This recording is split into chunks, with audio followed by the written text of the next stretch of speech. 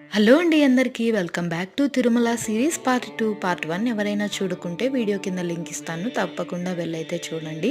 మేము తిరుమలకి రావడానికి మెయిన్ రీజన్ అయితే ఒకటి ఉందండి. అదేంటంటే మా అక్క వాళ్ళు పిల్లల కోసం అయితే స్వామివారికి మొక్కుకున్నారు. పిల్లలు కని పుడితే మెట్టు మెట్టుకు పసుపు కుంకుమ పెట్టుకుంటూ హారతి వెలిగించుకుంటూ కొండకి వస్తాము. అదే కాకుండా వాళ్ళు వెయిట్ ఎంత ఉన్నారో అంత డబ్బులు అయితే స్వామివారికి సమర్పించుకుంటామని అయితే మొక్కుకున్నారు.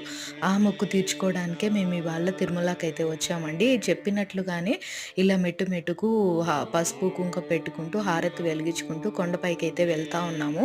వెళ్తూ ఉంటే కొండ అంతా కూడా చూసారా ఎంత అందంగా ఉందో.